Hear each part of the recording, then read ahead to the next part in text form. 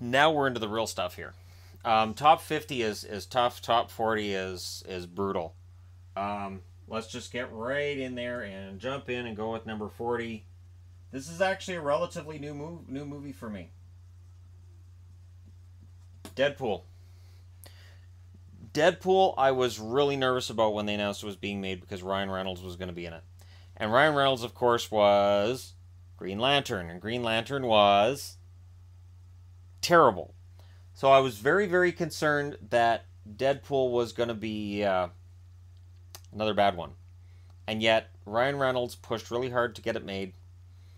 He added lines to the movie that were really, really funny. And he kept the suit. Wasn't his. Kept it, because he's the star. What are you going to do for Deadpool 2? You're going to fire him and bring in somebody else? I don't think so. I really, from start to finish, Deadpool's great. There was a video on my other channel where I talked about going to a strip club. The strip club I went to was the same one that Deadpool goes to. I can tell you this. There's only one girl on the stage at a time, and in general, while there are very, very attractive girls that work there, they looked more Hollywood on the movie than the ones that I saw in person. But either way, Deadpool was it was amazing because it was nice to see a superhero movie where they talked like regular people. Where they wouldn't just, fiddlesticks, the bad guy got away. Shucks, guys, we have to go home and refigure all this out. Let's go! Like, it took that harmony and it just kind of threw it out the window. And not having all the X-Men in it was really smart because, as he points out himself, there's only two of you in that giant house. It's like they couldn't afford to get more than two X-Men for this movie. And that self-awareness that the movie has really makes it fantastic. So, I can't recommend it enough. 39. This one's been remade, and the remake is not bad, actually. The remake is actually good, except that the remake isn't on Mars, and it's not Total Recall. Total Recall is Schwarzenegger's best. It's Sharon Stone's best as well. And it's one of those times where Michael Ironside, as soon as you see him on screen, you go, and you're the bad guy. Total Recall is also over-the-top silly. When they're choking out on the surface of Mars and their eyeballs are popping out of their head. Come on. But the question that I have for people who watch Total Recall is Quaid having an episode? Now, the way this movie is filmed, and the way that you watch it when you're a teenager, when I watched it as a teenager, I had no doubt in my mind that, okay, so, Schwarzenegger's character's gone off to Mars, and this is all really happening, and this is all real. As an adult, I watch this, and I'm like, is he still at Recall? Is this really happening? And there are parts of the movie you can pick apart, and you can go, wait, this is all fake. This is all in his head. He's out of his mind. He's legitimately losing his mind. So while the movie has this nice feel-good moment at the end, when you look at what he asks for when he gets to Recall, he gets exactly what he asks for. For me, the biggest hint that maybe I'm overthinking it, the biggest hint to me that this is all a fantasy and it's not real is when he says he wants a Latino girl and he wants her to be sleazy. And you look at the image on the computer that they're generating, and it's the actress who plays that role in the movie. And I look at that and I go, okay, either it's a lazy effect where they're really beating us over the head with this, or he actually is still at Recall. So when he is presented with the option of, here, take this pill, you'll wake up. If you don't take this pill, you're not going to wake up, and you're going to have an aneurysm, you're going to die. Maybe he's still at Recall. Of course, the movie makes it clear all the way through, like, oh, no, these are all bad guys. But, there's a part of me that goes, if this movie had been a little more subtle, like a Blade Runner type simple, like subtle, if Ridley Scott had made this, I guarantee you'd have a more ambiguous ending. Would have been awesome. I'm just saying, as great as this movie is, and it's fantastic, don't try to do a body count either. You're going to run out of... We gave up. I remember my friends and I, we watched it, we were doing body counts. We'd done a body count in Commando. We tried to do a body count in Total Recall. We just gave up. gave up. There's so much murder and mayhem in Total Recall. It's ridiculous. But it is Schwarzenegger at his best. And I'm including Terminator in that because while Terminator's a great movie, Schwarzenegger doesn't do a lot of acting in it. He's just sort of walking and I'll be back. Like there's not much else to it. And this one at least he's acting. He's still his English wasn't great and his accent was kind of strong, but you know what? That's fine. All right, 38.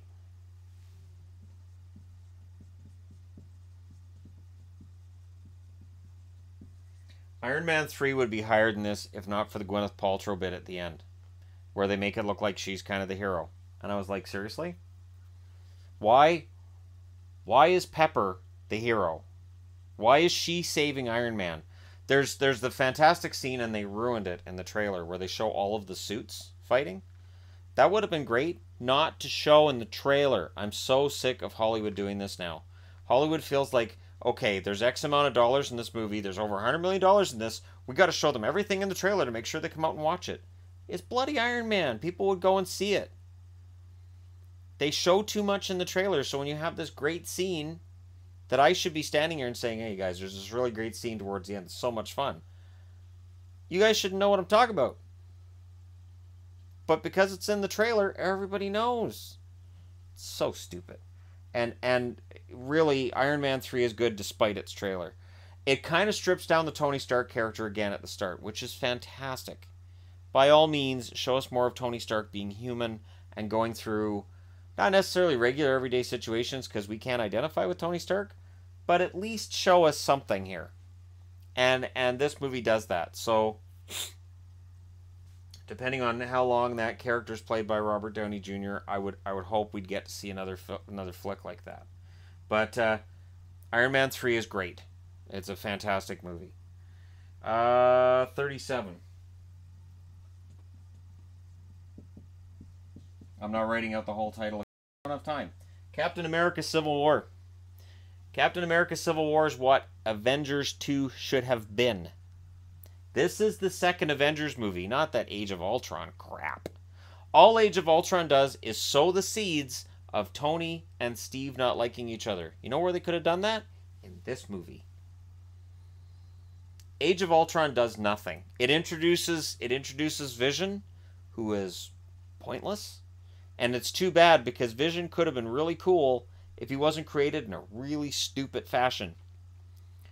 And if they didn't just play him as just wooden and boring throughout the rest of the movie. And it just, I was so disappointed with Age of Ultron that it's overshadowing Captain America Civil War.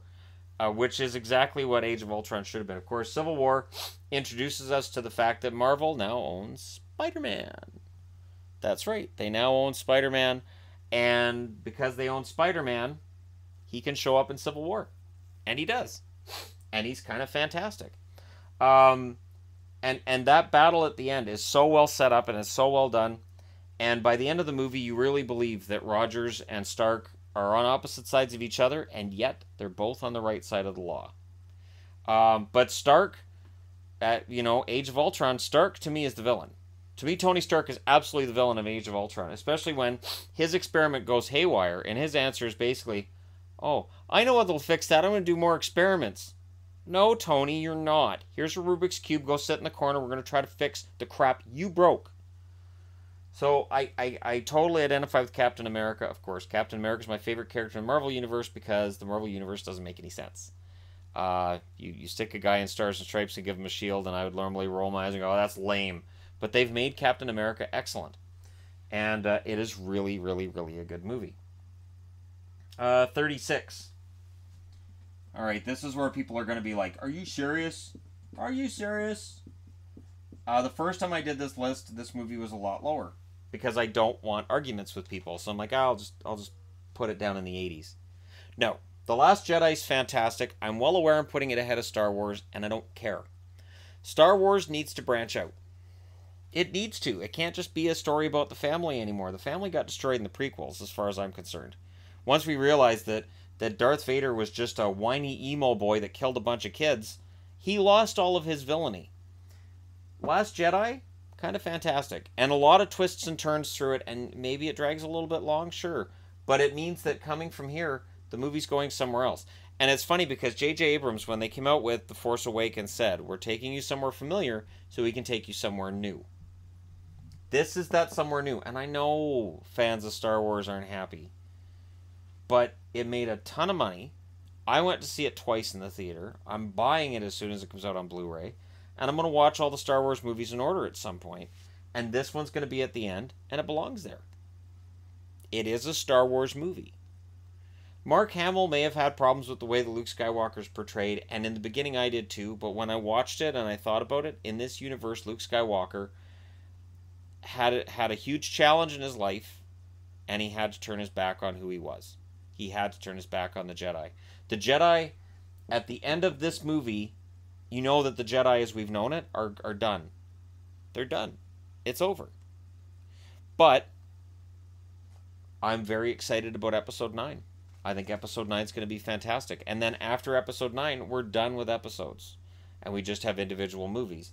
And now they're filling in the blanks with Obi-Wan and Han Solo.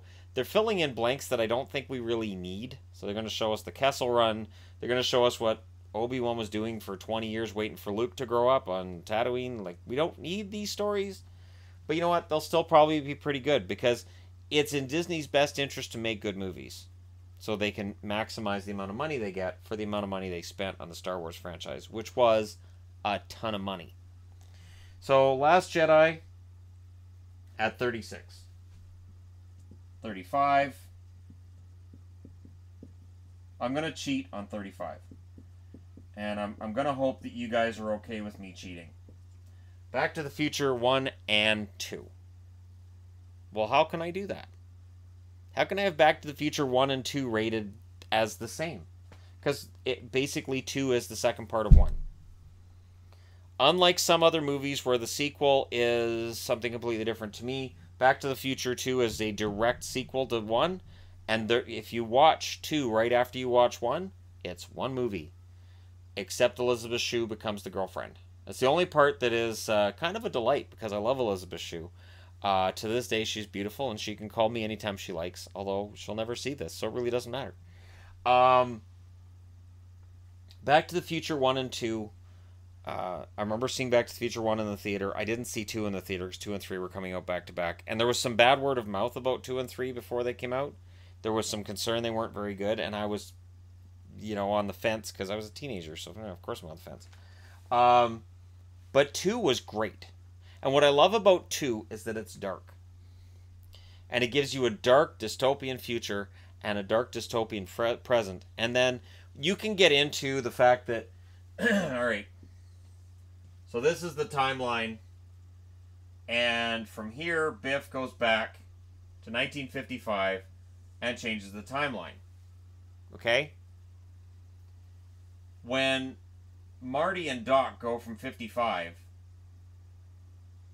back to 85, and they're on this timeline, and they try to fix it, they're creating a third timeline. They can't recreate the first one because it's gone, because Biff destroyed it. But then the third one they created kind of creates a paradox with the second, and the second with the first, and so you can really, really, really tear apart the Back to the Future movies if you want to, and I've seen it done. I've seen it done where people tear apart the Back to the Future movies, and it's fine. It's Hollywood, it's okay. But yeah, if you pay attention like that, it doesn't make a whole lot of sense. 34. Because we haven't had enough Marvel movies in this top 10 in this 10 list. Thor. I thought Thor sounded stupid. When I heard they were making a Thor movie, I'm like, really? You're gonna do Captain America and then Thor? Oh wow, that's lame. That is so lame. That's like Aquaman lame, and Aquaman's not gonna get a movie. Anyways, Thor was fantastic. And Chris Hemsworth plays the part fantastically. And this movie's great, even though Natalie Portman's next to Kat Dennings, and he picks Natalie Portman. Natalie Portman and Kat Dennings, and you choose Natalie Portman. Okay. Maybe you saw her rap on Saturday Night Live. She's great in that, but I know if you stood Natalie Portman next to Kat Dennings and said, all right, Shannon, which one would you rather take to Asgard, I'd be like, the Dennings person, and you're cute and all, but she doesn't have that annoying voice. That laugh you do, that's really bad. So I'm gonna take, even though she was in Two and a Half Girls, or Two Broke Gentlemen, or whatever she was in. I know it's Two Broke Girls, right? Um, why didn't they ever do Two Broke Girls Meet Two and a Half Men? That could, anyways. Oh, two horrible shows together. Focus, Shannon. I never got past that in Thor, where he's like, oh, I like her with Natalie Portman. I'm thinking, seriously, he's from Asgard. He likes his Viking looking women. Kat Dennings as a Viking would probably work. Just throwing that out there. Yeah, it's hard for me to get past that. But hey, Thor's a great movie, and I forgive the fact that his romantic decisions don't make any sense. Because Lady Sif, oh, Jamie Alexander, yeah, he picks the one girl in the movie that I don't say wow about. Anyways, 33. It's a guy thing, and I've talked to Yvonne about this. Yvonne's like, is it only about looks? I'm like, well, I'm a guy, so the visual makes a difference. So when you're watching a movie and a guy takes a girl that's not, you're like, would you really? And you know that 90% of guys are gonna be like, yeah, no, Kat Dennings, and kind of takes you out of it. 33. Clerks 2.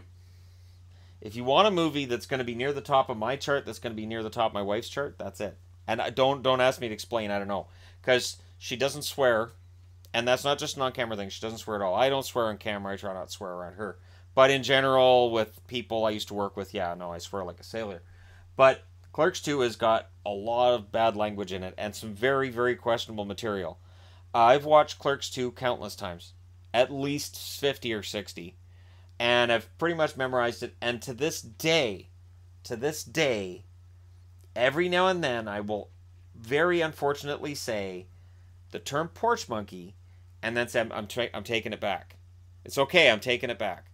I won't say it in public. I won't say it in front of a crowd, but I will say it quietly to my wife. So she goes, Shannon, it's okay, I'm taking it back. It's all right, I'm taking it back.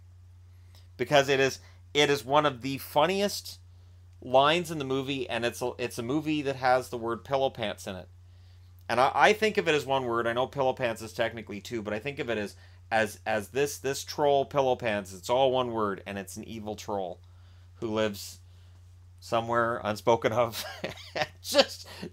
I mean, everybody agrees Elias pretty much makes the movie, but for me it's Randall, because I am Dante. I watched Dante and I'm like, man, that's something I totally would have screwed up like that. Every movie he screws up, and I'm like, yeah, that's me. But I want to be Randall. I want to be the guy who doesn't care. I want to be the guy who lifts people off. I want to be the guy who spits water at people. I want to be the guy who's doing them when they threaten him. I want to be that guy, but I'm not. I can't. So I live vicariously as Randall, but I know I'm Dante. Thus, my love for Clerks 2, which is perfect. And they wanted to do a Clerks 3, and the actor that played Randall said absolutely not. Didn't want to do it. They had enough time convincing him to do Clerks 2, and he wouldn't do Clerks 3. He's like, no. Number 32. Uh-oh, what is it? Uh-oh, which one? Star Trek 6. The Undiscovered Country. Paramount had a problem. Paramount had Star Trek 4, The Voyage Home, which was low budget, and did very, very well. So they decided, all right, we can leave the budget low. We can do that. And let's have another Voyage type movie. So the search for God happened in Part 5. The Final Frontier. When we went to Star Trek 5, I went with my friends. We sat down in the theater, and it was the second week it had been open. There were 3 other people in the theater. And I remember thinking before the movie started, this isn't good. And it wasn't. It was terrible. It was awful. So, how to fix it? Go back to the director of Star Trek 2 and the writer of Star Trek 2, Nicholas Meyer, and have him come in and do Star Trek 6. Star Trek 6 starts with an explosion, and starts with George Takei, Sulu, finally being a captain. It was something that they wanted to do in an earlier movie, and Bill Shatner went, nah, he's not a captain. And you wonder why these guys don't like each other. And Star Trek 6, he's finally a captain of the Excelsior. We learned about the Excelsior in Star Trek 3 and saw it again in Star Trek 4 briefly. And here it is in Star Trek 6 with Sulu is the captain. The battle at the end of this movie is one of my favorite battles in the history of movies. So, Star Trek II Wrath of Khan and Star Trek VI both get battles right. Space battles are tricky because they're 3D, right? You've got to remember when ships are face to face with each other, it just makes you go, ah. So when I wrote science fiction and when I was writing battles, I would think of it in a 3D manner. And the only way to do it in 3D while you're writing it on paper, you have to have like a big whiteboard and you have to have everything written down and you have to figure out what movements are being. And I didn't have this whiteboard. I had just actual cardboard, and I would actually draw it out because I had to pretend, okay, they're not on a plane, they're in a sphere. They're in a sphere of space. That's where they're fighting. They're not all going to be face to face. They're going to move up and down. And Star Trek 6 remembers that, and so does Star Trek 2. A lot of Star Trek TV shows and movies don't. There's nothing more frustrating than watching Star Trek or Star Wars and hear, we can't get out of here. And you're going, it's space. There's a ship behind you. Dive. Go up. There's no up and down in space. Go wherever you'd like. It drives me insane. Drives me nuts. And Star Trek 6 gets it right. The Undiscovered Country is fantastic. It is a perfect movie. There, I said it. Star Trek 6 is a perfect movie. You guys can debate it amongst yourselves. From here on, they're all perfect movies. Which makes this one even funnier because you're going to look at this and go, well, that's not a perfect movie. Yeah, it kind of is. The Wedding Singer is a movie that I quote a lot. Every time I see Billy Idol, I say, see, even Billy Idol gets it. Why don't they get it? Billy Idol gets it. It's Adam Sandler's best movie by a mile. It's not even close. Happy Gilmore was at 69. This one's at 31. That's about right. 38 spots between his first movie that was good and his last movie that was great. The Wedding Singer is so fantastic from start to finish. Steve Buscemi's amazing in this. I love it when he says to his ex-girlfriend, why are you wearing my Van Halen shirt? Take it off before you make the band break up.